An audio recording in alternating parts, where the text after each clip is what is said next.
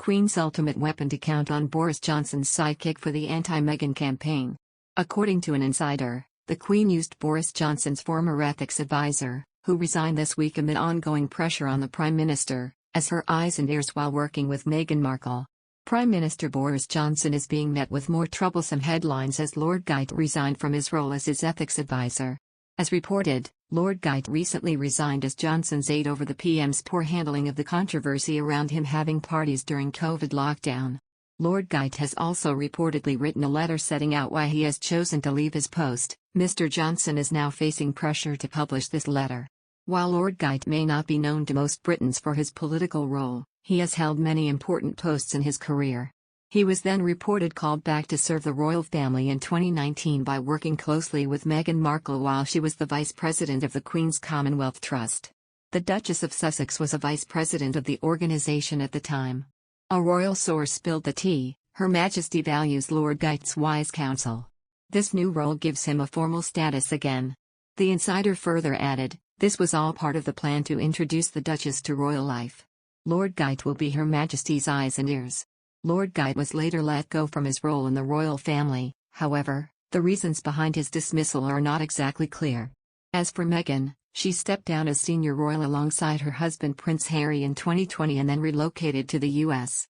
He was private secretary to Queen Elizabeth II from 2007 to 2017, and, in 2019, it was reported that he was brought back into the royal fold to work closely with Meghan Markle and Prince Harry while they were still a part of the firm. His new role, Permanent Lord-in-Waiting, was granted because of the Queen's apparent respect for him. It would have come as a surprise to some that Lord Geidt was able to come back into the royal fold after the nature of his departure in 2017, which was allegedly riddled with conflicts right across the royal family.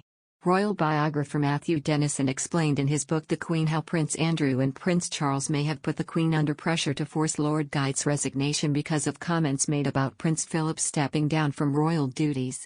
Mr. Dennison wrote, Charles's staff resented Geidt's suggestion that Philip's departure created opportunities for all of Elizabeth's family. Their preference was for an enhanced king-in-waiting role for Charles. Despite denials, Charles appeared to agree. Plus, it was claimed that reasons for Lord Geidt's departure were unclear. While he wanted to stay in his role, it was claimed Charles was unhappy with him for a number of reasons. One possible reason was that the Prince of Wales was said to be frustrated with the slow passing of power from Her Majesty. Charles reportedly wanted more say over how various royal estates were run. Meanwhile, it was reported that the Queen agreed to ditch Lord Geidt in order to avoid a family row. As for Prince Andrew, he was reportedly glad to see the back of Lord Geidt as he allegedly believed the advisor had helped remove him from his post as Special Representative for Trade and Investment. Mr. Dennison said, Geidt's resignation, initiated on Elizabeth's behalf by her Lord Chamberlain, Earl Peel, was attributed to Charles's intervention with his mother, supported by Andrew. Roots of Andrew's animosity lay in Geidt's part in his loss of his special advisor role. A senior source also said the advisor was doomed for wanting slimmed-down royals.